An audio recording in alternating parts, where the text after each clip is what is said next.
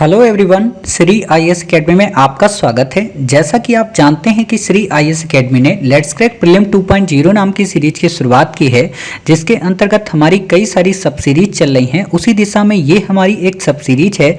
अपनी इस सीरीज में ज्योग्राफी में ऑलरेडी हमारे 2 पार्ट आ चुके हैं और अपने 2 पार्ट में हमने खास तौर पे अक्षांशी देशांतरी के बारे में, बेसिक हमने वर्ल्ड के कॉन्टिनेंट के बारे में यह समझा था और हमने इसके पहले वाले पार्ट में ये भी देखा था कि भारत में किस तरीके से पूर्वी और पश्चिमी बंदरगाह हैं, पूर्वी और पश्चिमी तटों का क्या मतलब है, उनका क्या अर्थ है, भारत की क्या स्थिति है। ये बेसिक कॉन्सेप्ट हमने कवर कर लिए थे। अब हम उसी दिशा में आगे बढ़ते हुए भारत के भौतिक स्वरूप का अध्ययन करेंगे कि भारत में हिमालय रीजन क्या है, उसके क्या पार्ट होते हैं, इसको पढ़ेंगे। प्रायद्वीपीय भारत की क्या स्थिति है, क्यों इंपॉर्टेंट है, इन चीजों को कवर करेंगे। इसके बाद जो हमारा पार्ट आएगा वो आएगा अपवाह तंत्र को लेके। तो बिना देरी के अपनी इस क्लास की शुरुआत करते हैं। चलिए शुरू करते हैं।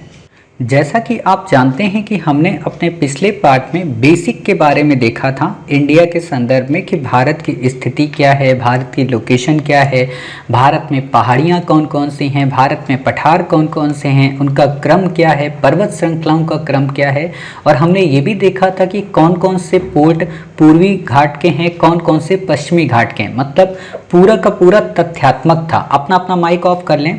पूरा का पूरा तथ्यात्मक था। लेकिन आज यहाँ पे थोड़ा सा हम कॉन्सेप्चुअल भी देखने की कोशिश करेंगे कि कॉन्सेप्चुअल के संदर्भ में कैसा क्वेश्चन आपसे बन सकता है। तो अभी तो जो है आपका पहला टॉपिक है, यहाँ पे तो पुरानी वाली ही चीज़ें रिपीट हो रही हैं। तो हमने जो वहाँ पे आपको नहीं पढ़ाया है, केवल हम उसको आपको बस पढ़ा देते हैं। बाकी आपको यहाँ पे और भी कुछ भी पढ़ने की ज़रूरत नहीं है। ये पीसीएस लेवल का फिर हो जाता है, वो पीसीएस में आप पढ़ना। यूपीएससी में आपसे क्वेश्चन नहीं पूछेगा, ठीक है। यूपीएससी में जो आपसे क्वेश्चन पूछेगा वो पहला क्वेश्चन ये पूछेगा कि मिनिकॉय व लक्षद्वीप के मध्य कितने डिग्री का चैनल है, तो 9 डिग्री का, ठीक है। मालदीव और मिनिकॉय के मध्य कितने डिग्री का चैनल है, 8 डिग्री का। लिटिल अंडमान और कार निकोबार के मध्य कितने डिग्री का चैनल है, 10 डिग्री का। यूपीएससी ने यही बस क्वेश्चन आपसे पूछा था। तो मुझे ऐसा लगता है क्रम लगाने को, सुमेलित करने को आपसे क्वेश्चन पूछ सकता है, तो आप बता देना। एक बात और है जिस पे आपसे सामान्य तौर पे परिवार वाले, गांव वाले, मोहल्ले वाले, है ना, कुछ गंदे टाइप के लोग आपसे क्वेश्चन पूछ देते हैं कि भाई साहब भारत का भौगोलिक क्षेत्रफल क्या है। तो बच्चे कंफ्यूज हो जाते हैं कि 32 लाख कितना, 87, 88, ऐसा कुछ भी नहीं याद रखना है। आपको बिल्कुल फ़ोन नंबर की तरह याद रखना है 3287263 वर्ग किलोमीटर। बस, इससे ज़्यादा आपको कुछ भी याद रखने की ज़रूरत नहीं है।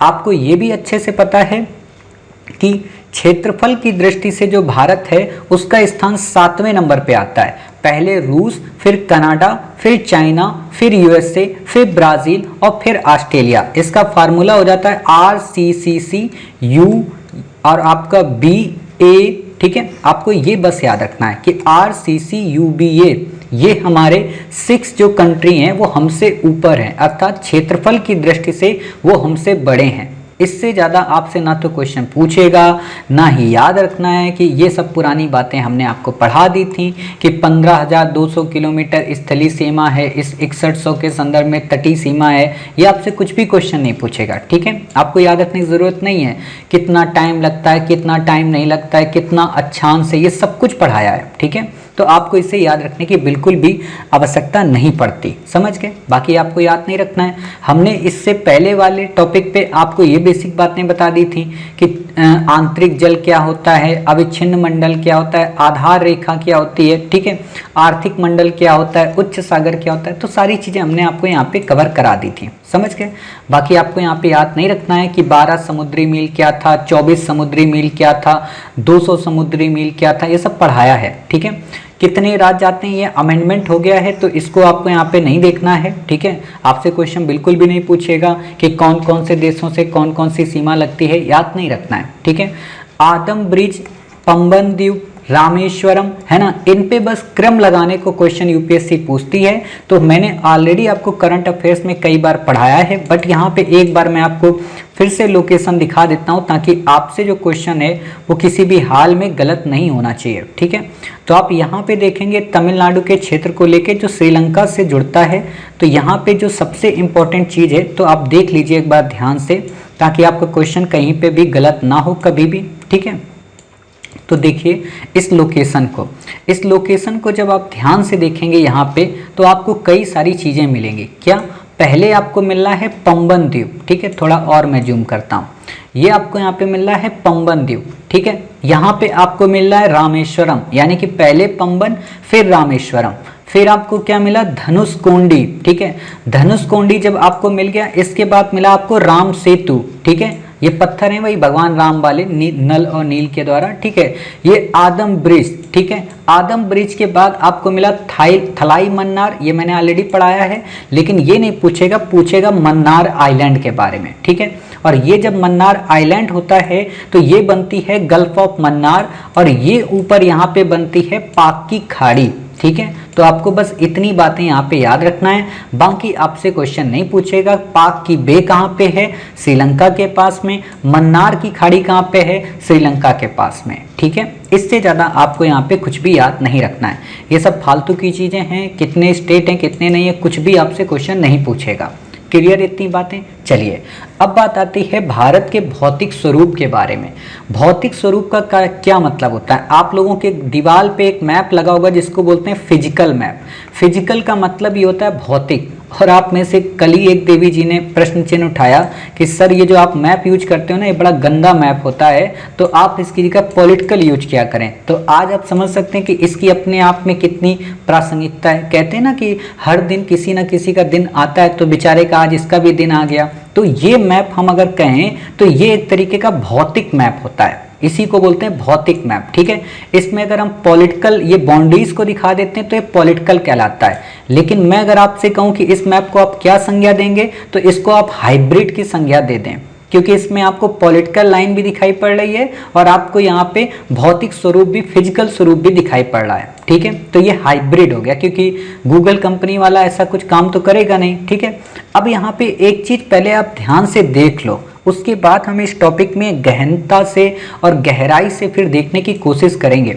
आप यहाँ पे देख रहे होंगे कि ऊपर का ये क्षेत्र ग्रीन ग्रीन है, बीच में यहाँ पे थोड़ा सा धुंधला हो गया है, यहाँ पे बहुत सारा धुंधला है और यहाँ पे और ज़्यादा ग्रीन है।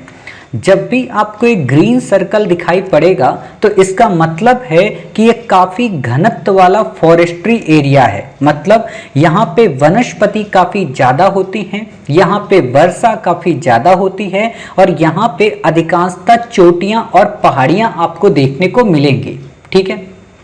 अब इतनी बातें क्लियर हो गई। तो अब आप देखिए यहाँ पे आपको यहाँ पे फॉरेस्ट्री एरिया दिख रहा है, ऊपर ये सफ़ेदी दिख रही है पूरी की पूरी, ये सफ़ेद पट्टी पूरी जा रही हिमालय के पास से, है ना, और ये यहाँ पे अरुणाचल प्रदेश तक पहुँच गई। ये वास्तव में इसी सफ़ेद पट्टी के अंतर्गत कई सारी हिमालय में इम्पॉर्टेंट और वर्ल्ड की नंबर 1 क्लास की जितनी भी चोटियाँ हैं वो पाई जाती हैं। जैसे माउंट एवरेस्ट आप पढ़ते होंगे, K2 गार्डविन आस्तीन आप पढ़ते होंगे, तो ये सारी चोटियां आपको मिलेंगी। एक बार हम आपको फिजिकल के माध्यम से आपको दिखाने की कोशिश करते हैं ताकि यहाँ पे आपको चीज़ें वो दिख जाएं, ठीक है, चोटियों के संदर्भ में। तो यहाँ पे शायद दूसरे मैप में आपको दिखाई पड़ेगा, इसी में देखते हैं। चलिए यहाँ पे थोड़ा इसको हम जूम किए तो आप यहाँ पे देख सकते हैं ऐसे, ठीक है। यहाँ पे आपको काफ़ी सारी चोटियाँ मिल रही, जैसे धौलागिरी, अन्नपूर्णा, नंदा देवी, ठीक है, कॉमेट, करक, K2 यहाँ पे, ठीक है, माउंट एवरेस्ट आपको मिली, कंचनजंगा मिली, मकालू मिली, बुमला मिली, है ना, या नामचा बरवा मिला। तो आप ये देख सकते हैं। अब यहाँ पे एक चीज आप देख रहे हो कि नामचा बरवा के पास से ही जो ब्रह्मपुत्र रिवर है वो टर्न होती है, यू टर्न लेती है, समझ गए। तो यही इसी स्थिति को हम बोलते हैं कि ये भारत की भौगोलिक या कहें भारत की भौतिक स्थिति है, समझ गए। ये पर्वत श्रेणियां आखिरकार बनी कैसे, इनका कैसे विकास हुआ, ये वैसे तो हम प्लेट टेक्टोनिक की थ्योरी पे पढ़ते हैं, बट यहाँ पे बेसिक तौर पे हम आपको बताने की कोशिश करेंगे ताकि चीजें आपको समझ में आ जाए। अभी आपके पास आपकी टेबल पे एक पेज होगा, ठीक है, उस पेज को मान लीजिए ऐसे वो अभी रखा हुआ है, ठीक है। आप एक काम करना, इस पेज को यहाँ से दबाना और यहाँ से, और दोनों को बल इस तरफ को लगाना एक दूसरे के विपरीत में। और जब एक दूसरे के विपरीत आप बल लगाएंगे तो क्या होगा कि पेज ऐसे थोड़ा उठेगा, फिर ऐसे होगा, फिर ऐसे होगा, ऐसे होके ऐसे बन जाएगा। क्लियर, मतलब लहरें आ जाएंगी पल्स के फॉर्म में। अब ये जो पल्स के फॉर्म में है ना, यही कहलाती है क्या, ये कहलाती श्रेणियां पर्वत। आप कहोगे साहब ये तो ऐसे बन गया ना, तो जो हिमालय है उसमें भी फिर ऐसे ही बनना चाहिए। उसमें हिमालय में पर्वत श्रेणियां ऐसे करके क्यों बनी हैं, ऐसे यहाँ पे क्यों ये पर्वत श्रृंखलाएं बनी हैं? तो भाई साहब ऐसे क्यों बनी हैं, आपको छोटा सा कॉन्सेप्ट बता देते हैं। मैं जाना तो वहां नहीं चाहता हूं, लेकिन बता देता हूं, ठीक है। हमारी जब पृथ्वी ऐसी थी, ठीक है, तो मैंने आपको क्या बोला था कि पृथ्वी जो हमारी ऐसी थी, प्लेट टेक्टोनिक के कारण जब ये अलग अलग हुई और जब यहाँ पे महाद्वीपीय प्लेटें एक दूसरे से टकराई, ठीक है, मतलब जैसे मान लो ये महाद्वीपीय एक प्लेट थी, दूसरी महाद्वीपीय ये प्लेट थी, जब ये दोनों आपस में टकराई तो आपस में टकराने के कारण क्या हुआ, दोनों की दोनों ताकतवर थी। महाद्वीप का मतलब स्थलीय क्षेत्र, महासागरी का मतलब समुद्री क्षेत्र, तो ये दोनों की दोनों मजबूत थी, तो बेचारी आपस में एक दूसरे को मार नहीं पाई, एक दूसरे को झुका नहीं पाई, तो दोनों फोल्डेड में बन गई, यानी कि दोनों लहरदार बन गई। और इसी लहर के कारण अर्थात दक्षिण वाली जो महाद्वीपीय प्लेट है वो उत्तर वाली महाद्वीपीय प्लेट से जब टकराई तो उसमें ऐसे लहरें बना दी, और इसी लहरों के कारण यहाँ पे श्रृंखलाएं बन गई। समझ गए? इसीलिए हमारे यहाँ जो हिमालय है वो वलित पर्वत का उदाहरण है, फोल्डेड माउंटेन का उदाहरण है। क्लियर इतनी बातें? इससे ज्यादा आपको नहीं पढ़ना है, और इसीलिए देखिएगा ये पट्टियां ऐसे ऐसे आपको देखने को मिलेंगी। कुछ बच्चे कहेंगे सर दिखा देते तो कुछ और ही मजा आ जाता, तो प्रभु देख लो फिर आप, क्योंकि आप तो बिल्कुल नाराज ही हो जाते हो 1 मिनट में, ठीक है। तो देखिए आपको हम ऐसे कुछ दिखाते हैं। आप यहाँ पे ये चीज देख रहे हो, यहाँ पे देखो ये बीच में रिवर है और ये देखो पहाड़ियां हैं, ठीक है। आप कहोगे सर अभी भी नहीं समझ में आया, चलो आपको दिखाते हैं 3D के माध्यम से। अब आप देख रहे हो, अब आप देखो यहाँ पे ये ऊपर की पहाड़ियों का अलग दृश्य है, ये बीच वाली का अलग दृश्य है, इसका अलग है। यानी कि आप देख रहे होगे कि ऊपर उठ जाती है फिर गैप हो जाती है, फिर उठ जाती है फिर गैप हो जाती है, फिर उठती है फिर गैप हो जाती है, मतलब एक तरीके से ऊबड़ खाबड़ बनी हुई है, ठीक है। ऊबड़ खाबड़ की स्थिति को ही कहते हैं फोल्डेड माउंटेन। आप ऐसे देख सकते हो, तो ये सब के सब फोल्डेड माउंटेन के एग्जाम्पल आपको देखने को मिलेंगे, और ये लगातार बने हुए हैं, तो इसलिए हम कहेंगे पूरी की पूरी प्रभु पर्वत श्रृंखला है। क्लियर? तो ऐसा कॉन्सेप्ट आपको याद रखना है। ऐसी चीज दिखाने के लिए या तो हमें आपको हेलीकॉप्टर की मदद लेनी पड़ेगी, लेकिन हमने बिना हेलीकॉप्टर की मदद के आपको देखो फोल्डेड माउंटेन दिखा दिया, ठीक है। तो आपने फोल्डेड माउंटेन देख लिया। कुछ बच्चे कहेंगे कि साहब फोल्डेड माउंटेन तो देख लिया, आप अगर माउंट एवरेस्ट दिखा देते तो एक बार हम आपको यहाँ पे माउंट एवरेस्ट भी दिखा देते हैं। तो माउंट एवरेस्ट, क्योंकि आजकल हमारा ये जो कीपैड है ना ये खराब हो गया है, इसलिए हमने आप लोगों से कहा कि आप मैसेज हमें वहाँ पे किया करें, दूसरे वाले मैसेज पे, ठीक है। तो अब आपको देखिए माउंट एवरेस्ट से बहुत सारी चीज़ें क्लियर हो जाएंगी। अब आप देखो यहाँ पे माउंट एवरेस्ट की लोकेशन, ठीक है।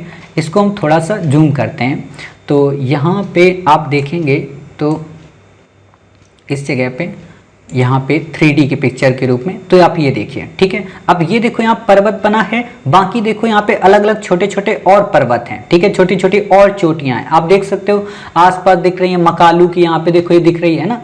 तो ये सब चोटियां क्यों है, लहरदार ऐसे बनी हुई हैं, क्योंकि ये वलित पर्वत का उदाहरण है, ठीक है। महालंगूर, सागर माथा नेशनल पार्क, ठीक है, हुंगची, पुमरू, है ना, तो इसी को बोलते हैं कि ये वलित पर्वत है। इससे ज्यादा आप मुझे यहाँ पे नहीं समझाना है, आप देख सकते हो, है ना, कितना भव्य नजारा आपको दिख रहा है। अब यहाँ पे ग्रीनिंग आप देख सकते हो ऐसे, क्योंकि वो बर्फ का क्षेत्र था, यहाँ पे ग्रीनिंग क्षेत्र आपको देखने को मिलता है, ठीक है। बाकी आपको यहाँ पे क्वेश्चन याद नहीं रखना है। इतनी बातें क्लियर हो गई? चलिए इतनी ही बातें आपको यहाँ पे याद रखनी है।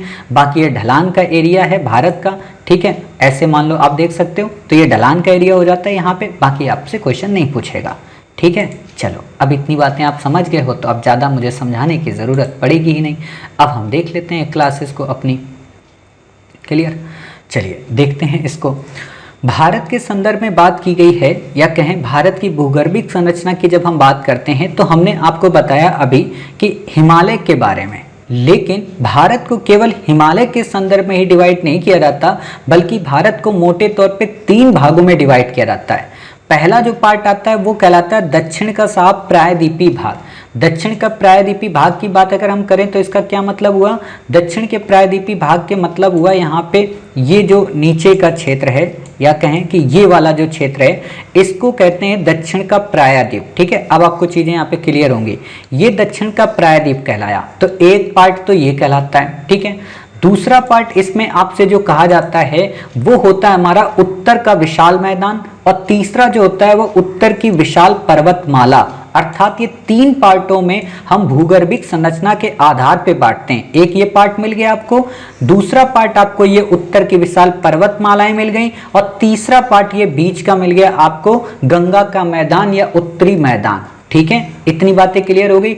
अधिकांश बच्चों को जब वो हिस्ट्री पढ़ते हैं तो हिस्ट्री पढ़ते वक्त उनको ये नहीं पता होता है कि उत्तरी मैदान किसे कहते हैं। तो उत्तरी मैदान वास्तव में हिमालय पर्वत श्रृंखला के नीचे का भाग, या कहें शिवालिक श्रेणी के नीचे का भाग, उसको कहते हैं उत्तरी मैदान। इसलिए हम कहते हैं गंगा बेल्ट।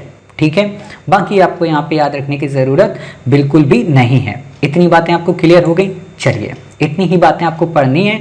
अब इस पे हम एक एक करके सबको डेप्थ में पढ़ लेते हैं, और जो भी क्वेश्चन जहां से बन सकता है उसको कवर करने का प्रयास करेंगे, और जब कवर कर लेंगे तो हमारा टॉपिक पूरी तरह से क्लियर हो जाएगा। ठीक है, तो देखते हैं इस चीज को। मैंने ऑलरेडी आपको प्रीवियस पार्ट में एक बात बोली थी। क्या मैंने आपको बात बोली थी? मैंने आपको बात बोली थी जो पृथ्वी हमारी होती है दो पार्ट में थी। ऊपर के पार्ट को अंगारा लैंड कहते थे, नीचे के पार्ट को गोंडवाना कहते थे। नीचे का पार्ट जो था दक्षिण से उत्तर की ओर खिसक रहा था, और खिसकने के कारण ही फोल्डेड माउंटेन का निर्माण हुआ।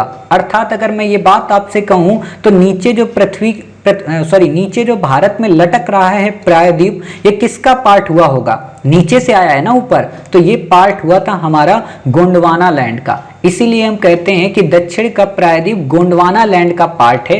ये भारत ही नहीं वरन विश्व के प्राचीनतम चट्टानों से निर्मित है। ठीक है, मतलब यहाँ पे जो भी चट्टानें हैं वो बहुत ही प्राचीन हैं, वो नवीन नहीं है। इतनी बातें क्लियर हो गई।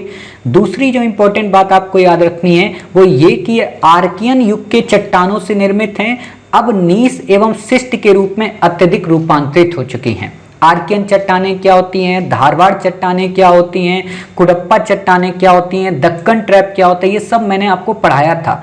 बट आपको रिवाइज कराने के लिए एक बार यहाँ पे और बता देते हैं कि आर्कियन क्रम की जो चट्टानें होती हैं, जिसको आरपीएन हमने वहां पे बोला था, ठीक है, वो चट्टानें होती हैं प्राथमिक चट्टानें जो नीस व शिष्ट के रूप में रूपांतरित होने से बनती हैं। बुंदेलखंड नीस व बेल्लारी नीस इनमें सबसे प्राचीन है, बाकी आपको यहाँ पे नहीं याद रखना है। धारवाड़ क्रम की जो चट्टानें हैं ये आर्कियन क्रम के प्राथमिक चट्टानों के अपर्दन व निक्षेपण से बनती है। मतलब सबसे पहले आर्कियन बनती हैं, फिर धारवाड़ बनती है। ये मैंने आपको वहां पे बताया था। तो आर्कियन के रूपांतरण से धारवाड़ बनती हैं। ये अत्यधिक रूपांतरित हो चुके हैं एवं इसमें जीवाश्म नहीं मिलते। क्लियर? और हमने आपको आर्कियन क्रम में भी बताया था कि वहां पे भी आपको जीवाश्म देखने को नहीं मिलते। इंपॉर्टेंट बात बस यही है कि यहाँ से सर्वाधिक खनिज भंडार मिले हैं, जिसमें लौह अयस्क, तांबा और सोने की चट्टानें बहुत ही इंपॉर्टेंट रूप से पाई जाती हैं। अगली बात आती है कुडप्पा क्रम की। कुडप्पा का क्या फीचर है कि ये धारवाड़ क्रम के अपर्दन व निक्षेपण। अपर्दन का मतलब समझते हो ना कि उड़ उड़ के जो मिट्टी है वो अपर्दित हो रही है। निक्षेपण का मतलब वहां पे उनका ढेर लग रहा है। ठीक है, तो यही दोनों का अंतर होता है। ज्योग्राफी के वर्ड हैं, इन वर्डों को आपको याद रखने की आवश्यकता पड़ेगी। ठीक है, ये अपेक्षाकृत कम रूपांतरित, परंतु इनमें भी जीवाश्म का अभाव मिलता है। अर्थात ना तो कुडप्पा में, ना ही धारवाड़ में, ना ही आर्कियन में, तीनों में आपको जीवाश्म नहीं मिलता है। इतनी बातें क्लियर हो गई। बात आती है विंध्य क्रम की। ये कुडप्पा से बनती हैं। ठीक है, इसमें बलुआ पत्थर की प्रधानता होती है।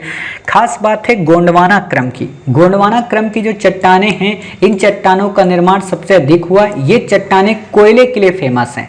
और इंपॉर्टेंट बात जानते हो क्या है कि कोयले से बनी हैं तो जीवाश्म तो जरूर होगा। तो ये परतदार चट्टानें हैं, इसलिए इसमें मछलियां, रेंगने वाले जीव, इन सब के अवशेष या कहीं इनकी खाल या कहीं इनकी हड्डियां भी देखने को मिलती हैं। समझ गए?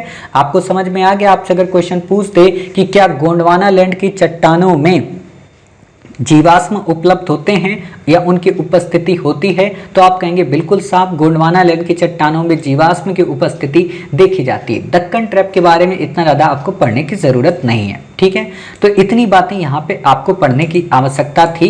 बाकी आपको प्रायद्वीप की इंपॉर्टेंस के बारे में क्वेश्चन आपसे पूछा जा सकता है। इंपॉर्टेंस क्या ज्यादा याद रखना है आपको, मोटे मोटे तौर पे आपको ऑप्शन में देगा कि भारतीय प्रायद्वीप की महत्ता है। जैसे एक बार हिमालय की महत्ता पे क्वेश्चन आ चुका है ना कि हिमालय क्या क्या करता है, बिल्कुल वैसा ही क्वेश्चन में भी हो सकता है कि आपसे प्रायद्वीपीय पठार की महत्ता पे क्वेश्चन पूछते, तो आप तब कैसे बताएंगे? तो आप सिंपल तरीके से बता सकते हैं कि साहब प्रायद्वीपीय जो पठार है वहां पे वनस्पतियां सबसे ज्यादा देखने को मिलती हैं, पोर्ट वहां पे है, सामरिक दृष्टि से काफी इंपॉर्टेंट है, खनिज संपदा की दृष्टि से काफी ज्यादा इंपॉर्टेंट है, कुछ ऐसी व्यावसायिक फसलें हैं जिनका वहां पे हम उत्पादन कर पाते हैं। मौलिक ही क्वेश्चन आएगा, ठीक है। वहां पे इमारती लकड़ियां या कहें बहुत ही कीमती लकड़ियों की वहां पे सप्लाई कर सकते हैं, ठीक है।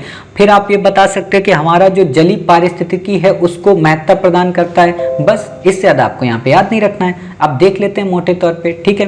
भौगोलिक तौर पे दक्कन का पठार लंबवत संचलन के उदाहरण है। यहाँ अनेक जलप्रपात मिलते हैं। जलप्रपात का मतलब ऊपर से जल का गिरना, ठीक है। पठारी बागों पर आपने वो मूवी देखी है ना बाहुबली, उसमें देखा होगा वो जलप्रपात ही दिखाता है, वहां पे वो ऊपर चढ़ता है उस प्रपात को क्रॉस करते हुए, ठीक है, वो जलप्रपात ही होता है। पठारी बागों पर अनेक प्राकृतिक गड्ढों के मिलने के कारण यहाँ तालाब अधिक मिलेंगे और इसीलिए अब आपको याद आया दक्षिण भारत के मंदिरों में तालाब क्यों मिलते हैं। ये द्राविड़ शैली का बेहतरीन फीचर है, ठीक है। तो पठारी बागों पर अनेक प्राकृतिक गड्ढों के मिलने के कारण यहाँ तालाबों की अधिकता होती है जिनमें सिंचाई व्यवस्था संभव हो पाती है, ठीक है। दक्कन की खास बात क्या है कि यहाँ पे काली मिट्टी भी पाई जाती है और लेटराइट मिट्टी भी यहाँ पे पाई जाती है। लेटराइट मिट्टी की इंपॉर्टेंस बात क्या है कि ये मसाले, चाय और कॉफी के लिए काफी ज्यादा इंपॉर्टेंट रोल प्ले करती है। क्लियर? बाकी हम जब मिट्टी का टॉपिक पढ़ाएंगे तो लेटेराइट से संबंधित काफी सारी विशेषताएं बताएंगे, काजू वगैरह के लिए बताएंगे आपको, तो आपके लिए इंपॉर्टेंट हो जाएगा, ठीक है।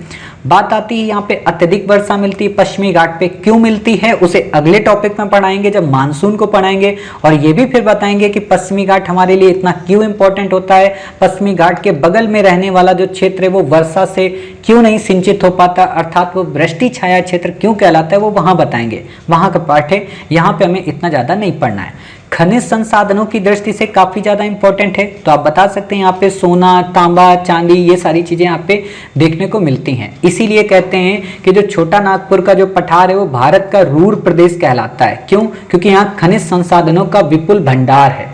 अब आप लोग ये बताइएगा कि वास्तव में वर्ल्ड लेवल पे रूर प्रदेश किसे कहते हैं, ठीक है। चाहे गूगल पे सर्च करना, चाहे जहां से भी बताना, इसी के मैसेज बॉक्स में बताना या यूट्यूब के कमेंट बॉक्स में बताना, ठीक है। तो वहां पे आपको बताना है। बाकी बंदरगाह ये मैंने ऑलरेडी आपको बता दिए, इससे ज़्यादा आपको नहीं याद रखना है, ठीक है। उत्तर भारत की विशाल पर्वतमाला के बारे में मैंने ऑलरेडी आपको बता दिया, प्लेट टेक्टोनिक थ्योरी के बारे में, है ना, कि पूर्वी हिमालय, अंगारा लैंड, गोंडवाना लैंड का, ये सब फालतू की चीज़ें पढ़ना नहीं है, ये टाइम हमारा वेस्ट करते हैं, ठीक है। लेकिन मैंने आपको मोटे तौर पे से बता दिया, तो आपको बस मोटे तौर पे बस पता होना चाहिए कि हाँ प्लेट विवर्तनिक जो कॉन्सेप्ट है उससे ये संबंधित है। बाकी इसे आपको याद रखने की जरूरत नहीं है। कौन सी प्लेटें थी? यूरेशियन प्लेट की और भारतीय प्लेट उत्तर पूर्वी दिशा में गतिशील हुआ, ये बातें आपको याद रखनी है। यूरेशियन का मतलब जो यूरेशिया या कहीं यूरेशिया और एशिया, यूरोप और एशिया, वहां पे जो भारतीय प्लेट थी हमारी वो उत्तर पूर्वी दिशा में, मतलब इस ओर को संलग्न हुई, इसीलिए यहाँ पे फोल्डेड माउंटेन बन गए।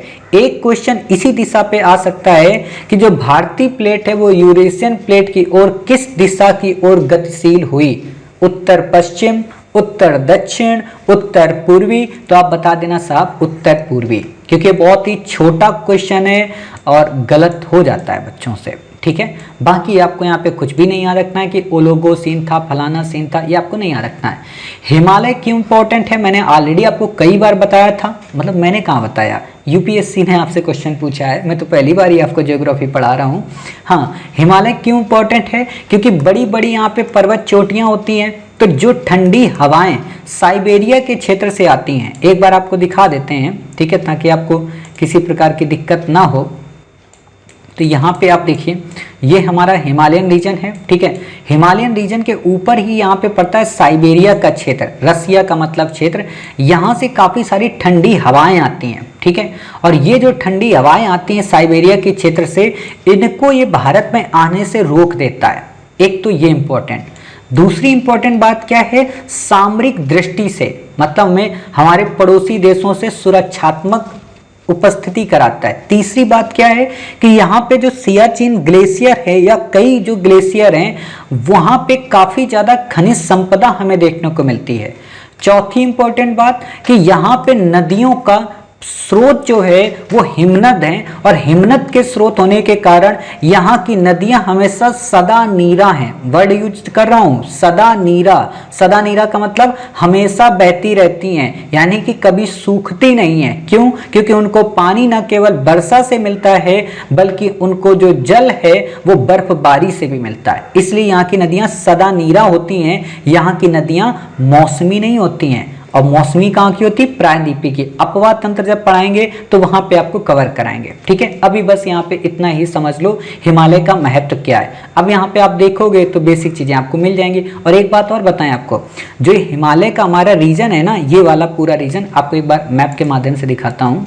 हाँ, इस हिमालय के रीजन की खास बात क्या होती है कि यहाँ से जब ये हमारी मानसूनी हवाएं चलती हैं ना, बंगाल की खाड़ी से उठती हुई और ये गारो खासी जयंतिया की पहाड़ी पे टकराती हैं, तो ये यहाँ से इसको रिवर्स करती हैं और रिवर्स करने के बाद हिमालय के पहले ही इनको रोक दिया जाता है या कहीं इनका जल खत्म हो जाता है। और यहाँ से जो अरब सागर से उठती हैं हवाएं, ये भी यहीं पे आके रुक जाती हैं। तो हिमालय एक तरीके से इनको रोक देता है और बारिश करा देता है उत्तर भारत के मैदानी क्षेत्रों में। तो एक ये भी इसकी इंपॉर्टेंस बनती है। अब वरना आप एक बात बताओ, अगर हिमालय न होता तो ये यहां से क्रॉस कर जाती तो हमारे यहाँ मानसून की स्थिति खराब हो जाती, हमारे यहाँ मानसून इतना अच्छा नहीं हो पाता।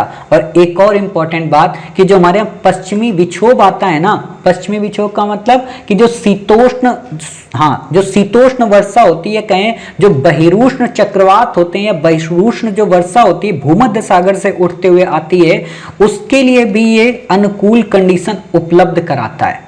समझ गए? तो इसलिए मानसूनी गतिविधियों में भी इसका काफी इंपॉर्टेंट रोल होता है। जब मानसून पढ़ाएंगे वहां पे कॉन्सेप्ट और क्लियर होगा, बट यहाँ पे इतनी ही बेसिक जानकारी आप जान लें। काफी सारी नदियां हैं, ये बता दिया। धात्विक खनिज भी यहाँ पे काफी सारे मिलते हैं। और एक और इम्पॉर्टेंट बात कि जो कोयले के टाइप्स हैं उसमें जो अच्छी गुणवत्ता वाला कोयला है एंथ्रासाइट, वो भी मिलता है। आप कई नाम सुनते होंगे, लिग्नाइट वगैरह सारे नाम सुनते हैं, वो आपको याद नहीं रखने हैं, ठीक है। आपको बस इतना पता होना चाहिए यहाँ से इतनी धातुएं मिलती हैं। इतनी बातें क्लियर हो गई। बाकी आपसे यहाँ पे क्वेश्चन नहीं पूछेगा, आपको इसे पढ़ने की जरूरत नहीं है। अब बात आती है उत्तर भारत का विशाल मैदान। उत्तर भारत के विशाल मैदान की खास बात है कि यहाँ पे नदियों के द्वारा बहाए गए निक्षेप लाए जाते हैं। निक्षेप का मतलब पत्थर, बजरी, ठीक है, बालू, रेत और बहुत सारे जीवाश्म वो लाए जाते हैं जो एग्रीकल्चर की दृष्टि से काफी इंपॉर्टेंट होते हैं और काफी उपजाऊपन होते हैं। इसीलिए उत्तर भारत के गंगा बेल्ट में जो भी क्षेत्र आते हैं वहां पे एग्रीकल्चर एक्टिविटी काफी ज्यादा होती है और वहां पे एग्रीकल्चर का जो प्रोडक्शन होता है वो अपेक्षाकृत अन्य राज्यों के भी अच्छा होता है, क्योंकि वहां पे जल की उपलब्धता मिल जाती है। समझ गए? और जो निक्षेप आते हैं उनको बेस वाइज, मतलब जो पहले आ गया, जो बाद में आया, जो बार बार नए रूप में आता रहता है, उसके आधार पे इसे दो भागों में बांटा जाता है, एक बांगर और एक खादर। खादर बोलते हैं नए जलोढ़ को, मतलब जो नई जली मिट्टी आती है उसको बोलते हैं खादर। बांगर बोलते हैं पुराने जलोढ़ को, ठीक है। इतनी बातें आपको यहाँ पे बेसिक याद रखनी है, बाकी आपको यहाँ पे नहीं याद रखनी है। अगले टॉपिक में जब हम आपको हिमालय पढ़ाएंगे, उत्तरी मैदान पढ़ाएंगे, तो वहां पे डेप्थ में पढ़ाएंगे, ठीक है। मैदानी भागों का क्या महत्व है? बेसिक बातें हैं कि यहाँ पे कृषि की एक्टिविटी कर सकते हैं, यहाँ पे हम नहरें निकाल के सिंचाई को प्रमोट कर सकते हैं, मछली पालन कर सकते हैं, लोग रह सकते हैं, सड़कों का निर्माण कर सकते हैं, रेलवे का निर्माण कर सकते हैं। आप एक बात बताओ, हिमाचल प्रदेश में रेलवे का निर्माण करना आसान है क्या? बहुत कठिन काम है। आप देख रहे हो रोज के रोज पहाड़ गिर रहे। इसी चक्कर में मैं खुद ही नहीं गया उत्तराखंड कि पता नहीं किसी पहाड़ के नीचे मैं ही कहीं ना दब जाऊं, है ना। तो वहां पे तो दिक्कतें होती हैं। आपने आए दिन सुना होगा जम्मू कश्मीर के रीजन को लेके, आपने आए दिन सुना होगा नॉर्थ ईस्ट को लेके, है ना, कि वहां पे सीढ़ीदार खेत बनाए जाते हैं क्योंकि वहां पे खेती व्यवस्था एक साथ सम्मिलित रूप से समतल भूमि में हो ही नहीं सकती, लेकिन मैदानी भागों में संभव है। आप एक बताओ, सीढ़ीदार खेतों में ट्रैक्टर कैसे चलाएंगे? मान लो अगर ट्रैक्टर यहाँ से चला, टायर फिसला तो बेचारा नीचे ही मिलेगा वो, फिर ना तो ट्रैक्टर बचेगा ना चलाने वाला बचेगा। समझ गए। तो मैदानी भागों की ये भी काफ़ी ज़्यादा इंपॉर्टेंस होती है। तो आप इसमें जहाँ रहते हैं धन्य माने अपने आप को, एक दिन के लिए कुल्लू मनाली घूम के ये मत कहें कि हाँ जी यहाँ पे एक मकान खरीद लेते हैं ना, ऐसा ड्रामा मत करना, पिस जाओगे वहाँ पे खामखा। एक ही दिन जाना हो, बस 6 दिन घूम के चले आना, ठीक है। चलिए अब हम देखते हैं भारत के भू आकृतिक भाग को। मोटे तौर पे ये उसी टॉपिक का ही टॉपिक है, सब टॉपिक है, लेकिन वही है कि ना कि किताब को मोटा बनाने के लिए बुक को कई पार्ट में डिवाइड कर दिया जाता है, बच्चों को छोटा छोटा पढ़ने में आसानी हो, क्योंकि गंदे टाइप के बच्चे होते हैं, वो एक एक लाइन पूरा पढ़ डालते हैं, प्री कैम्ब्रियन, एक्टो कैम्ब्रियन, फलाना कैम्ब्रियन, प्रोटो कैम्ब्रियन, वो हमने पढ़ा नहीं, तो उनके लिए वो किताब बनाई गई थी, लेकिन हमें नहीं पढ़ना है, ठीक है। इंपॉर्टेंट बात क्या है, हमने देखा था कि मोटे तौर पे वहां पे भूगर्भिक आधार पे 3 भागों में बांटा गया था, बट उच्चावच और संरचना के आधार पे भारत को 5 भू आकृतिक भागों में बांटा जाता है। आपसे क्वेश्चन पूछा जा सकता है इन 5 क्षेत्रों के बारे में, तो आपको पता होना चाहिए उच्चावच का क्या मतलब होता है। उच्चावच का मतलब होता है ऊंचाई और निचाई के आधार पे, पहाड़ी क्षेत्र, पठारी क्षेत्र, मैदानी क्षेत्र, प्रायद्वीपीय क्षेत्र, ऐसे बांटा जाता है, इसको बोलते हैं उच्चावच। और संरचना का मतलब क्या होता है कि पहाड़ी क्षेत्र है तो उसको अलग बांट दिया, प्रायद्वीपीय क्षेत्र है उसको अलग बांट दिया, नदियों का क्षेत्र उसको अलग बांट दिया, इसको बोलते हैं संरचना, ठीक है। तो देख लेते हैं 5 पार्ट कौन कौन से हैं। 5 पार्ट के अंतर्गत जो पहला पार्ट है हमारा वो है उत्तर का पर्वतीय क्षेत्र, ठीक है, यानी कि उत्तर भारत का जो पर्वतीय मैदान है वो है नंबर 1 पे। दूसरा हमारा जो यहाँ पे सबसे इंपॉर्टेंट पार्ट है वो कौन सा है, वो है हमारा यहाँ पे उत्तर के बाद, उत्तरी पर्वतीय क्षेत्र के बाद कहाँ गया भाई, आपको दिखा तो दें एक बार, उत्तर भारत का विशाल मैदान, ठीक है। दूसरा यहाँ पे, हालांकि एक यहाँ पे आपका गैप हुआ है, वो आपको हम दिखा देते हैं एक बार ताकि आपको याद रहे।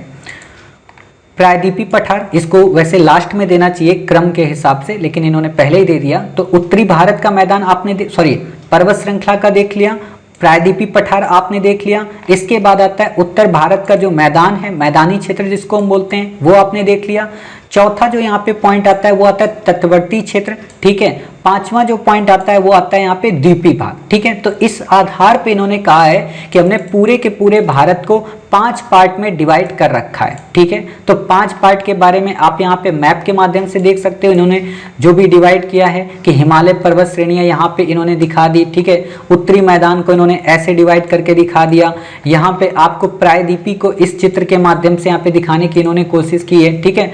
तटीय मैदान को ऐसे दिखा दिया और द्वीप समूह के बारे में आपको ऐसे दिखा दिया। अब इस चित्र से एक चीज याद रखना, वो क्या कि प्रायद्वीपीय जो भाग है वो जो केवल हम इतना समझ लेते हैं ना विंध्य के नीचे का, उतना ही नहीं है। क्योंकि आपको अभी जब मैं प्रायद्वीपीय के भाग के बारे में बताऊंगा तो आपको पता चलेगा कि अच्छा राजस्थान का भी कुछ क्षेत्र लगता है और कुछ क्षेत्र मेघालय का भी कभी कभी लग जाता है। तो वो चीजें आपको हम बताएंगे आपको, ठीक है। तो वो बातें आपको याद रखने की आवश्यकता है।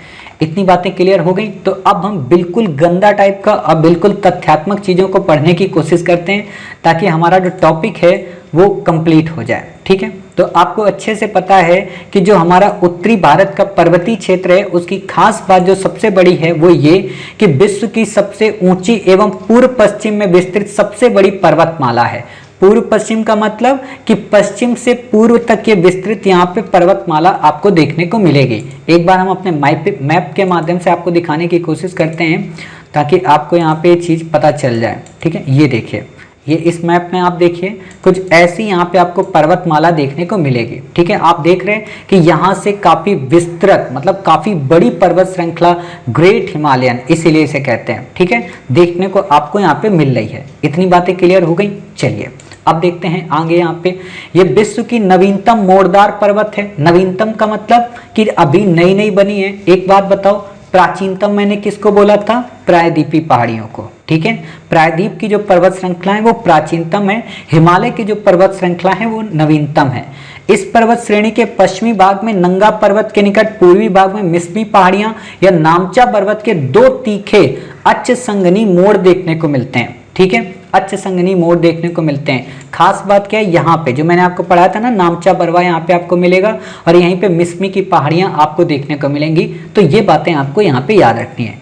तीसरी इंपॉर्टेंट बात क्या है कि हिमालय की पर्वत श्रेणियां प्रायद्वीपीय की ओर उत्तल एवं तिब्बत की ओर अवतल हो जाती हैं। आपको लगेगा सर इसका क्या मतलब हुआ, उत्तल और अवतल।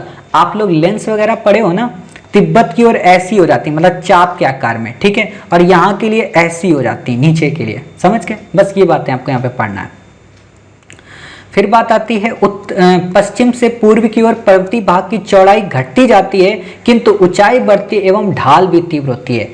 ये लाइन ना आपको लग रहा होगा कि ये दो लाइनें हैं, वास्तव में ये यूपीएससी का एक क्वेश्चन है, आपसे पूछेगा तो आप इसको कैसे याद रखेंगे, कैसे आपसे क्वेश्चन पूछेगा, इसको अलग से मेंशन में लिख लो, ठीक है। आपसे क्वेश्चन पूछेगा क्या, हिमालय पर्वत श्रृंखला के संदर्भ में, नंबर 1, हिमालय पर्वत श्रृंखला में पश्चिम से पूर्व की ओर जाने पर, ध्यान देना, पश्चिम से पूर्व की ओर जाने पर चौड़ाई घटती जाती है, अर्थात यहाँ पे काफी मोटी पर्वत श्रृंखलाएं खूब सारी और आगे जाके पतली होती जाती हैं। आप कहोगे बिल्कुल सही बात कह रहे हो, ठीक है। दूसरा क्वेश्चन कि हिमालय पर्वत श्रृंखला में पश्चिम से पूर्व की ओर जाने पर ऊंचाई घटती जाती है। आप कहोगे ना बाबूजी ये गलत बात है, ये गलत बात है। गलत इसलिए भी है क्योंकि अगर ऊंचाई ज्यादा यहाँ पे होती तो K2 जो गार्डविन आस्टीन है वो विश्व की सबसे ऊंची चोटी होती, माउंट एवरेस्ट ना होती, समझ गए। तो आपको ये याद रखना है कि साहब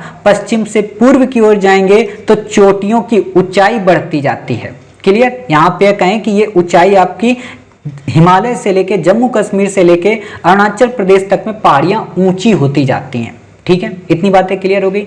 दूसरी बात क्या है कि इनकी ढाल भी तीव्र है। आप देखेंगे यहाँ पे ढाल उतनी तीव्र नहीं है, बट यहाँ पे बहुत तीव्र ढाल है, इसीलिए ब्रह्मपुत्र जो रिवर है वो काफी तीव्र ढाल से अच्च संगी विमान के साथ में भारत में प्रवेश करती है, काफी फोर्सफुली। इतनी बातें क्लियर हो गई। तो आपका ये क्वेश्चन यहाँ से एक बनेगा हिमालय पे, इसको मिस मत करना वरना आपके नंबर चले जाएंगे, ठीक है। इतनी बातें क्लियर हो गई। चलिए अब बात आती है, जब हम हिमालय को पढ़ते हैं तो हमने आपको अभी हिमालय के संदर्भ में एक मैप दिखाया। मैप में आपने एक चीज पे गौर किया होगा कि उस मैप में काफी सारी श्रृंखलाएं दिखाई गई हैं, मतलब बहुत सारी उसमें श्रृंखलाएं आपको देखने को मिलेंगी। जैसे आपने ग्रेट हिमालय देखी, आपने शिवालिक देखी। यहाँ पे आपको थोड़ा सा हम दिखाते हैं, इस वाले मैप में थोड़ा और अच्छे से आपको समझ में आएगा। जैसे ये आप देख रहे हैं, ठीक है, इसको थोड़ा सा और जूम करते हैं तो यहाँ पे आप क्या देख रहे हैं, एक चीज जो सबसे इंपॉर्टेंट है वो क्या कि इस हिमालय में कई सारी आपको श्रृंखलाएं मिल रही हैं। कई सारी श्रृंखलाओं का मतलब जैसे आपको यहाँ पे एक श्रृंखला मिल रही है हमारी एक कराकोरम रेंज, ठीक है, एक ये जास्कर रेंज मिल रही, एक ये हिमालय की रेंज ये मिल रही है आपको, एक ये शिवालिक की श्रेणियां मिल रही। मतलब काफी सारे यहाँ पे पार्ट देखने को मिलते हैं और काफी सारे पार्ट के कारण जब हम हिमालय को पढ़ते हैं तो इनको भी पार्ट में डिवाइड कर देते हैं और मोटे तौर पे इनको हम 4 पार्ट में पढ़ते हैं। उन्हीं चीज को हम यहाँ पे आपको कवर कराएंगे और ये मानकर चलिए कि उन 4 पार्टों में से क्वेश्चन बहुत आते हैं, आपसे क्वेश्चन पूछ लेगा, ठीक है। पहला वर्ड है यहाँ पे ट्रांस हिमालयन। ट्रांस का मतलब होता है बाहर, मतलब जो ये बाहरी हिस्सा हिमालय का ये वाला, ये कहलाता है ट्रांस हिमालयन, ठीक है। ट्रांस हिमालयन के अंदर काराकोरम, लद्दाख, जास्कर आदि पर्वत श्रेणियां आती हैं। पहला क्वेश्चन तो यही पूछेगा कि साहब ट्रांस हिमालयन के अंतर्गत क्या क्या आता है, तो आप बता देना साहब कि काराकोरम, लद्दाख, जास्कर ये सारी की सारी श्रेणियां आती हैं, यानी कि यहाँ पे शिवालिक नहीं आती है। ये भी नोट या क्या करो, देखो जो आता है वो तो सबको पता है, जो नहीं आता है वही यूपीएससी पूछता है, ठीक है। तो उस लाइन पे भी आप फोकस किया करो, ठीक है। जिनका निर्माण हिमालय से भी पहले हो चुका था, ये मुख्यतः पश्चिमी हिमालय क्षेत्र में मिलते हैं। इसमें K2 या गार्डविन आस्टीन काराकोरम श्रेणी की सर्वोच्च चोटी है जो भारत की सबसे ऊंची चोटी मानी जाती है। विश्व की सबसे ऊंची चोटी कौन है, माउंट एवरेस्ट, और भारत की जो सबसे ऊंची चोटी है वो कौन सी है, K2 गार्डविन, क्लियर। बाकी आपसे क्वेश्चन नहीं पूछेगा, यहाँ पे आपसे इससे ज्यादा क्वेश्चन याद रखने की जरूरत नहीं है। फिर बात आती है हिमाद्री अर्थात सर्वोच्च या बृहद हिमालय के बारे में। हिमाद्री का मतलब क्या होता है, हिम प्लस आद्री, ध्यान देना, हिम प्लस आद्री। हिम का मतलब होता है बर्फ, आद्री का मतलब होता है आवरण, अर्थात बर्फ का जो आवरण होता है, कहें कि जो बर्फ की पहाड़ियां होती हैं उसको बोलते हैं हिमाद्री। हिमाद्री अर्थात सर्वोच्च या बृहद हिमालय, ये हिमालय की सबसे ऊंची श्रेणी है। इसकी औसत ऊंचाई 6000 मीटर है, जबकि चौड़ाई 100, ये नहीं याद रखना है, कुछ भी नहीं याद रखना है, इंपॉर्टेंट बस यहाँ पे ये याद रखना कि विश्व के प्राय सभी महत्वपूर्ण शिखर इसी में मिलते हैं, जैसे माउंट एवरेस्ट, कंचनजंगा, नंगा पर्वत, नंदा देवी, कामेट, नामचा बरवा, ये सब के सब वृहद हिमालय या हिमाद्री हिमालय के पार्ट हैं, ट्रांस हिमालयन के पार्ट नहीं है, ये याद रखना। यहीं पे क्वेश्चन आपको तथ्यात्मक रूप में दे देगा। और मैंने भी पूछा है कि साहब क्या ये सब के सब, ये जो बीच वाली है वृहद हिमालय या ग्रेट हिमालय, क्या ये सब के सब ट्रांस हिमालयन का पार्ट हैं? बिल्कुल भी नहीं साहब। ये जो बीच की हिमालय की श्रेणी है, इसमें कंचनजंगा है, इसमें नामचा बरवा है, माउंट एवरेस्ट है, ये सब के सब सर्वोच्च हिमालय, वृहद हिमालय इनका पार्ट है, न कि ट्रांस हिमालयन का पार्ट है। इतनी बातें क्लियर हो गई। एक और तथ्य वाली बात कि वृहद हिमालय लघु हिमालय से मेन सेंट्रल थ्रस्ट के द्वारा अलग होता है, ठीक है। मतलब ये जो वृहद हिमालय है, इसके बाद आएगा लघु हिमालय, वो एक दूसरे से जो अलग होते हैं उसका नाम है मेन सेंट्रल थ्रस्ट। इसको ऐसे ही आपको याद रखना है। आप यहाँ पे देख सकते हो, है ना, कराकोरम, ठीक है, ये गार्डविन आस्तीन आपकी यहाँ पे चोटी बनी हुई है, क्लियर। यहाँ पे आपको ये वृहद हिमालय की चोटियां मिलेंगी, है ना, ये कुछ लाइन तरह यहाँ पे लगी हैं। आपको एक बात बता दें, मैंने अभी आपको करंट अफेयर्स में एक दिन पढ़ाया भी था, लेकिन आप याद रखिएगा, मे बी यूपीएससी है, कुछ भी भरोसा नहीं किया जा सकता। आपसे उत्तर और दक्षिण, सॉरी, पूरब और पश्चिम की ओर चोटियों का क्रम भी पूछ सकता है। आपको दे देगा कि हिमालय पर्वत श्रेणियों के संदर्भ में बताइए पर्वत चोटियों के बारे में, और आपको उसने नाम दे दिया, नंदा देवी, धौलागिरी, अन्नपूर्णा, माउंट एवरेस्ट, मकालू, कंचनजंगा। पूछेगा इनको आप पश्चिम से पूर्व लगाएं, तो पश्चिम से पूर्व लगी हुई है ना। तो इनको आप तथ्यात्मक रूप से एक लिस्ट में लिख लें, पश्चिम से पूर्व में। पश्चिम से पूर्व में कैसे लिखेंगे? आप लिखेंगे केटू गार्डविन साहब, नंदा देवी, धौलागिरी, अन्नपूर्णा, माउंट एवरेस्ट, मकालू, कंचनजंगा, ठीक है, और नामचा बरवा आगे आपको मिल ही जाएगी। समझ गए? तो इस पे भी आपसे क्वेश्चन आ सकता है, आपको इसे ही याद रखने की जरूरत है। क्लियर? यहाँ पे इतनी बातें। चलिए अब बात आती है तीसरा, यहाँ पे वृहद हिमालय हमने पढ़ लिया, ट्रांस पढ़ लिया। बात आती है लघु या मध्य हिमालय। इसको हम लघु भी कहते हैं, मध्य भी कहते हैं। खास बात यहाँ की क्या है कि इसमें पीर पंजाल, धौलाधार, मसूरी, नागटिबा और महाभारत श्रेणियां आती हैं। वहां पे कौन कौन सी थी? काराकोरम, जास्कर, ठीक है, वहां ये थी। यहाँ पे पीर पंजाल, धौलाधार, नागटिबा है। तो आपको ये याद रखना है। आपसे क्वेश्चन पूछ देगा कि साहब पीर पंजाल जो श्रेणी है ना, वो हमारी किससे संबंधित है? वो हमारी वृहद हिमालय से संबंधित है। यहाँ पे आप देखिए, आपको मैंने यहाँ पे कवर कराया है, ठीक है,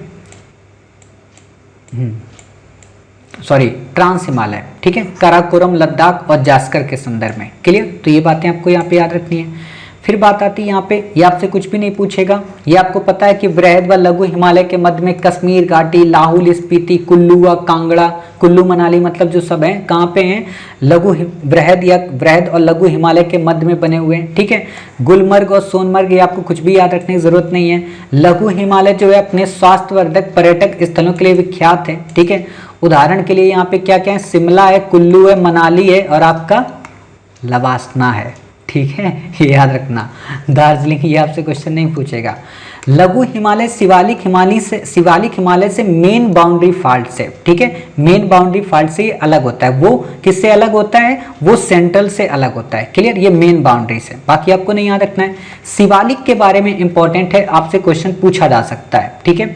शिवालिक हिमालय की खास बात क्या है कि शिवालिक के निचले क्षेत्र को हम तराई का भाग कहते हैं, और यहाँ पे जितनी भी श्रेणियां पाई जाती हैं, यहाँ पे घाटियां आपको देखने को मिलती हैं, जैसे काठमांडू घाटी, दून मतलब जो देहरादून का क्षेत्र है, हरिद्वार का जो क्षेत्र है, या खेती के लिए जो उपयुक्त क्षेत्र है, वो सब के सब शिवालिक के अंतर्गत पाए जाते हैं। इसीलिए देखिएगा शिवालिक के क्षेत्र में थोड़ी बहुत खेतीबाड़ी हो जाती है, ठीक है। बाकी आपसे क्वेश्चन नहीं पूछेगा।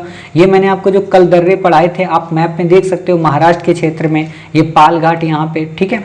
बाकी आपसे क्वेश्चन नहीं पूछेगा। ये दर्रों के बारे में तो मैंने ऑलरेडी आपको कई बार यूपीएससी के प्रीलिम में, करंट अफेयर्स में बहुत बार पढ़ाया है, तो वहीं से आप इनको याद रखना। बाकी यहाँ पे याद रखने की आपको ज़रूरत नहीं है। हाँ, इंपॉर्टेंट ये सब है, लिपू लेक, माना नीति वगैरह, कराकोरम, ठीक है, नाथुला, यांगपा, दीफू तो काफ़ी ज़्यादा इंपॉर्टेंट है, तो आप इनको याद रखना, ठीक है।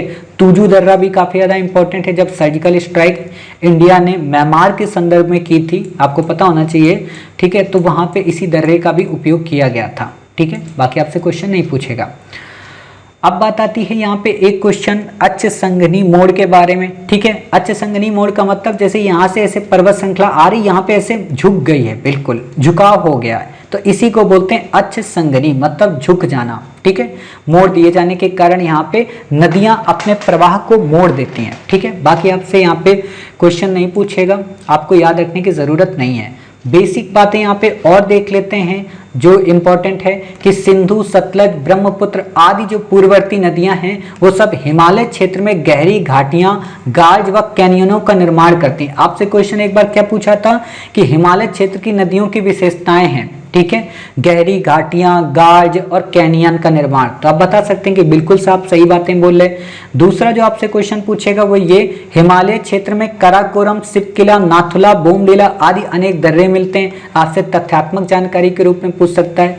तीसरी बात क्या है कि जम्मू कश्मीर के लद्दाख के क्षेत्र में स्थित काराकोरम दर्रा, जम्मू कश्मीर लद्दाख अब तो अलग अलग हो गया ना, तो सोचने की जरूरत ही नहीं है। जो काराकोरम दर्रा वो भारत का सबसे ऊंचा दर्रा है, आपको याद नहीं रखना है, ठीक है। बुलजिल जो दर्रा है आपको याद नहीं रखना है। जोजिला काफी इंपॉर्टेंट है क्योंकि जोजिला टनल बन रही है और ये जास्कर श्रेणी में, ऑलरेडी मैंने आपको करंट में पढ़ाया था। जास्कर श्रेणी किस हिमालय का पार्ट है? ट्रांस हिमालयन का पार्ट है, ठीक है। इसमें श्रीनगर से लेह तक के मार्ग गुजरता है जो इंपॉर्टेंट है। पीर पंजाल दर्रा आपको याद नहीं रखना है। बनिहाल आपको याद रखना है, जम्मू से श्रीनगर के मध्य, ठीक है। जवार सुरंग यहीं पे स्थित है, ठीक है। अटल टनल आपने अभी सुना होगा। सिपकिला दर्रा शिमला से तिब्बत के बारे में। बाकी आपसे कोई नाम ऐसे नहीं आ रखेगा कि शिमला से तिब्बत है, मे बी कंट्री पे आपसे क्वेश्चन आ सकता है, तो कंट्री वाइज आपको याद रखना है। उसकी लिस्ट मैंने आपको प्रोवाइड करा दी थी, ठीक है, करंट अफेयर्स के नोट्स में। थांगला, माना, नीति, लिपुलेख ये उत्तराखंड से संबंधित है। सिक्किम में नाथुला, जेलपला है, ठीक है। बोमडिला, यांग्याप अरुणाचल प्रदेश में है, ठीक है, तवांग घाटी के संबंधित है यहाँ पे। दीफू व पांगसांड दर्रा अरुणाचल प्रदेश में भारत म्यांमार सीमा पे स्थित है, ये इंपॉर्टेंट है, आपको याद रखना है। मणिपुर में कौन सा स्थित है? तुजू दर्रा, ये इंपॉर्टेंट है, आपको याद रखना है, ठीक है। बाकी आपसे यहाँ पे क्वेश्चन नहीं पूछेगा। इतनी बातें हो गई, बाकी आपको याद रखने की जरूरत नहीं है। अब बात आती है हिमालय का क्षेत्र वाइज डिवीजन, ठीक है, कि मतलब प्राकृतिक नेचुरल भागों में नदियों के आधार पर हम कैसे डिवाइड करते हैं। तो कश्मीर हिमालय जो होता है वो सिंधु और सतलज नदी के मध्य के क्षेत्र को हम कहते हैं कश्मीर हिमालय या पंजाब हिमालय, ठीक है। ये जास्कर व पीर पंजाल श्रेणियां इसके अंतर्गत आती हैं। कुमायूं के संदर्भ में क्या है? कुमायूं हमारा उत्तराखंड के क्षेत्र में पड़ता है, तो ये सतलज और काली नदियों के मध्य का क्षेत्र है। बेसिक तौर पे इसमें ज्यादा आपको याद नहीं रखना है। और इसमें बद्रीनाथ, केदारनाथ, त्रिशूल ये सब प्रमुख स्थान देखने को मिलते हैं। नेपाल हिमालय क्या होगा? ये काली और तीस्ता नदियों के मध्य का होगा। तीस्ता नदी पे आपसे क्वेश्चन पूछा जा चुका है, ठीक है, तो याद रखना आप कि काली और तीस्ता नदियों के मध्य का है। यहाँ पे एवरेस्ट, कंचनजंगा, मकालू, आपसे एक क्वेश्चन ये भी बनेगा कि एवरेस्ट, कंचनजंगा और मकालू किस हिमालय का पार्ट हैं? नेपाल हिमालय के, असम हिमालय के, कुमायूं हिमालय के? तो आप बता देना साहब, नेपाल हिमालय के। असम हिमालय के संदर्भ में तीस्ता और ब्रह्मपुत्र के मध्य के क्षेत्र को कहते हैं। बाकी आपसे यहाँ पे क्वेश्चन याद नहीं रखेगा, ठीक है। प्रायद्वीपीय पठार के बारे में अगर हम बात करें तो बेसिक जानकारी यहाँ पे ये लेना है कि प्रायद्वीपीय पठार की जो ढाल है वो उत्तर और पूर्व की ओर है, मतलब इस ओर को ढाल बनी हुई है ज्यादातर, इसीलिए आप देखिएगा नदियां इधर की ओर ही प्रवाहित होती हैं, ठीक है। सोन, चंबल और दामोदर नदियों की दिशा से स्पष्ट हो जाता है। दक्षिणी भाग में अगर हम बात करें तो पश्चिम से पूर्व की ओर ढाल देखने को मिलता है। क्यों? क्योंकि महानदी गोदावरी, कृष्णा और कावेरी इसी ओर बंगाल की खाड़ी की ओर प्रवाहित होती हैं, ठीक है। अरावली, राजमहल और शिलांग की पहाड़ियां या मेघालय इस पठार की उत्तरी सीमा पर स्थित हैं। अर्थात आपसे क्वेश्चन पूछा जा सकता है कि प्रायद्वीपीय पठार की उत्तरी सीमा पे कौन कौन सी पहाड़ियां स्थित हैं, तो आप बता देंगे। लेकिन उससे भी ज्यादा जो इंपॉर्टेंट क्वेश्चन आपसे बनेगा कि प्रायद्वीपीय पठार के अंतर्गत किन किन को शामिल किया जाता है या किन किन पठारों को शामिल किया जाता है।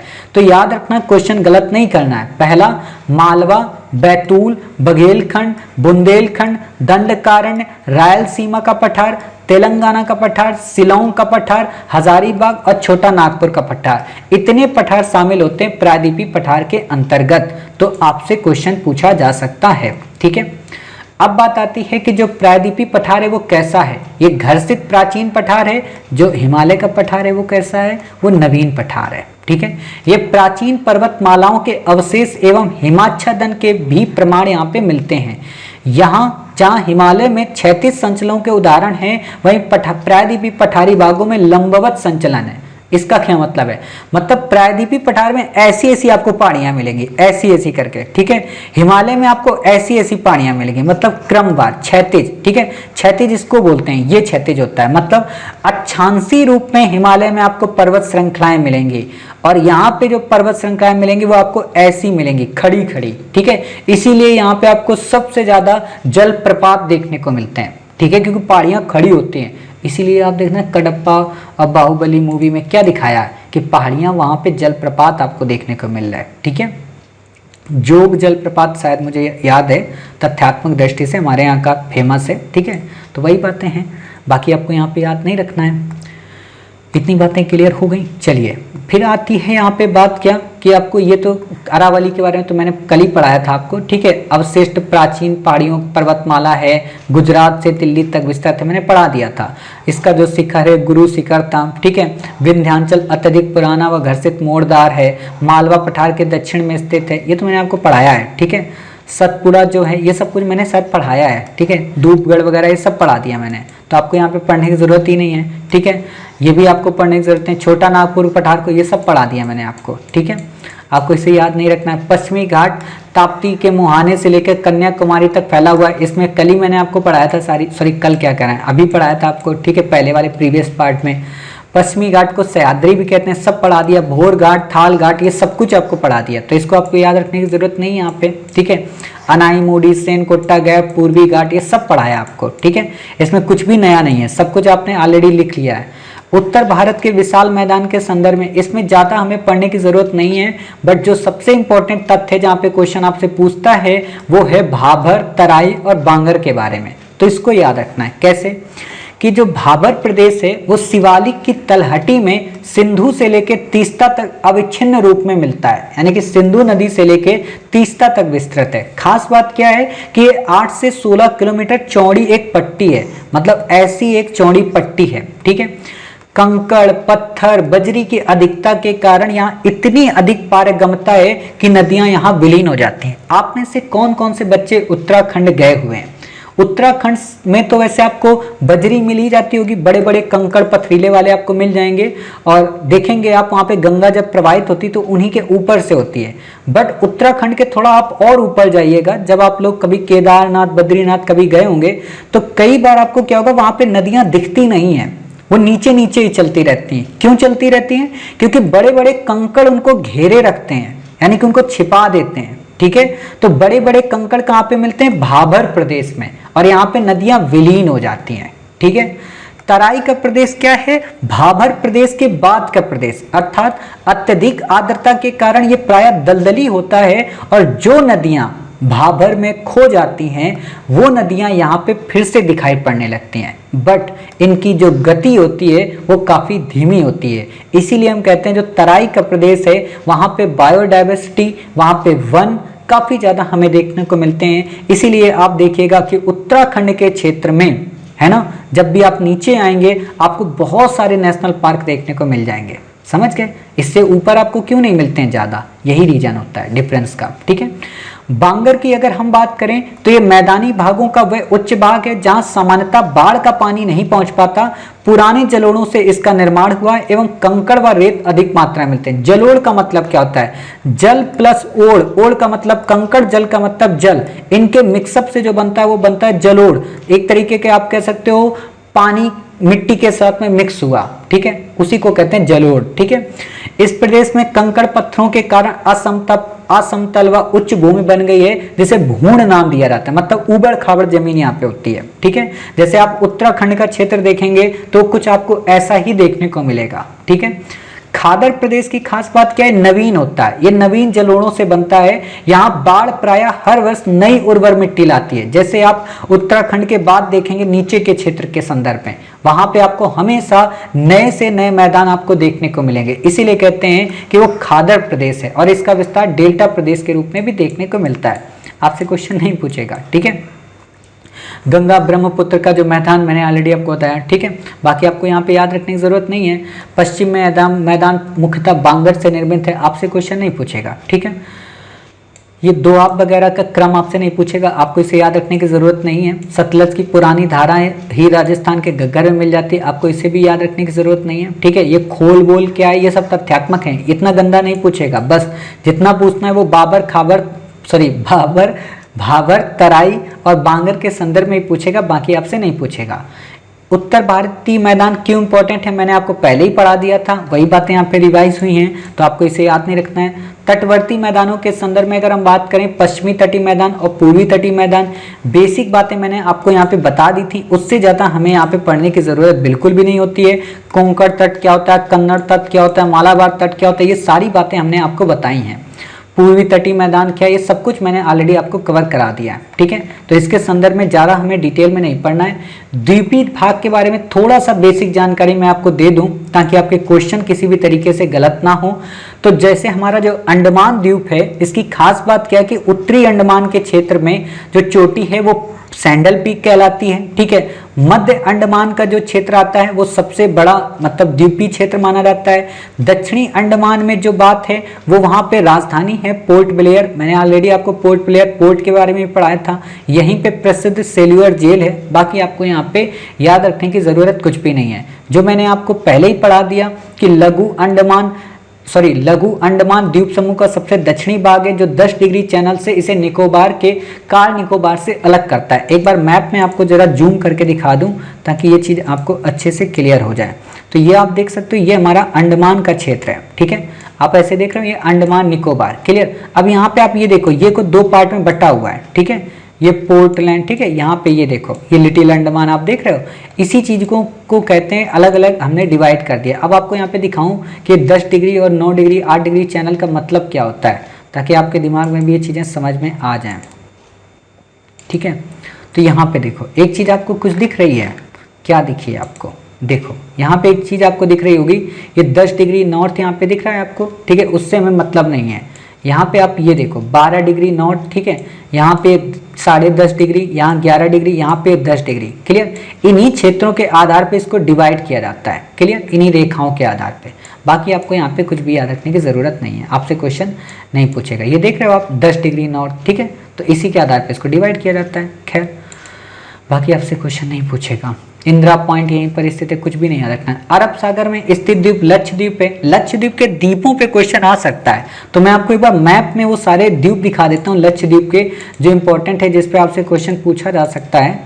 ठीक है, वो आपको याद रखने हैं, काफ़ी इंपॉर्टेंट द्वीप है। हाँ, ये देखो, यहाँ पे आपसे एक क्वेश्चन बन सकता है कि लक्षद्वीप में कौन कौन से द्वीप हैं। और एक बात और बताते हैं आपको इंटरेस्टिंग, कि इन्हीं द्वीपों को ध्यान में रखते हुए भारत ने क्या किया है, पनडुब्बियां बनाई हैं। ठीक है, तो आपको याद रखना है कि किल्टन, चैटलट, बित्रा, बंगाराम, अगाती, एंड्रोड, एमेनी, कदमदत्त, कावारत्ती, कालपेनी, कावारत्ती राजधानी है, मिनीकॉय। ठीक है, तो आपको ये बातें याद रखनी है, इससे ज़्यादा आपको क्वेश्चन नहीं पूछेगा। एक क्वेश्चन ऐसा भी पूछा जा सकता है कि कोचीन से अगर हम मतलब कोचीन से नज़दीक कौन पड़ता है सबसे ज़्यादा, और आपको दे देगा मिनीकॉय, सेशल्स, मॉरिशस, मालदीव।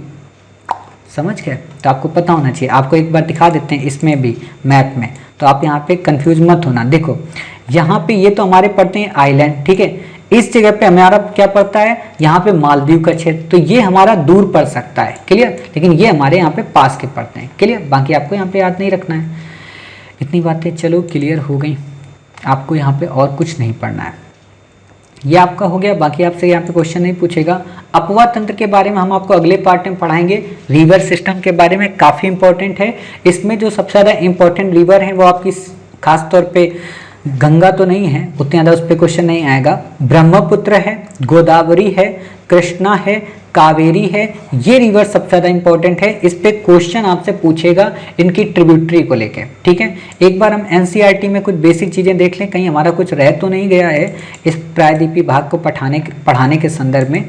ठीक है, वैसे मुझे ऐसा लगता है कि हमने कवर ही करा दिया है आपको, लेकिन यहाँ पे फिर भी हम आपको देख लेते हैं एक बार क्या क्या हमारा यहाँ पे रह गया है। तो आप ये भौतिक स्वरूप देख सकते हैं, ये देख सकते हैं आप। अभी सारी ये कुछ भी आपको नहीं पढ़ना है, यहाँ पे पढ़ के अपना दिमाग मत खराब कीजिएगा। ठीक है, चलिए, ये यहाँ पे प्लेटें होती हैं, माना जाता है जैसे ये यूरेशियन प्लेट है, ये भारतीय प्लेट है, तो ये देख रहे हो आप, ऐसे आकार बन जाता है। ठीक है, बाकी आपसे यहाँ पे क्वेश्चन नहीं याद रखना है, ये पढ़ोगे तो बोर हो जाओगे, इसीलिए मैंने आपको ये चीज़ें नहीं पढ़ाई, ये मैंने आपको कवर करा दिया। ठीक है, ये आपको 6 पार्ट में देखो यहाँ पे डिवाइड किया गया। हिमालय पर्वत श्रृंखला, उत्तरी मैदान, प्रायद्वीपीय, भारतीय मरुस्थल, तटीय मैदान, द्वीपीय समूह। ठीक है, इनको आकृतियों के हिसाब से अलग वर्गों में बांटा गया। ठीक है, हिमालय के अंतर्गत इन्होंने पूरा बता दिया कहाँ से कहाँ तक का हिमालय है। ठीक है, ये पूरी आपको यहाँ पे मैपिंग भी दिखा दी मैंने आपको, कौन कौन सी पहाड़ियाँ हैं, कौन कौन सी, ये देखिए आप चोटियाँ, हिमालय के ऊंचे चोटी। ठीक है, आपको ऐसे नहीं याद रखना है, आपसे ऊंचाई के हिसाब से नहीं पूछेगा तो पूर्व से पश्चिम के क्रम के हिसाब से पूछेगा। ठीक है,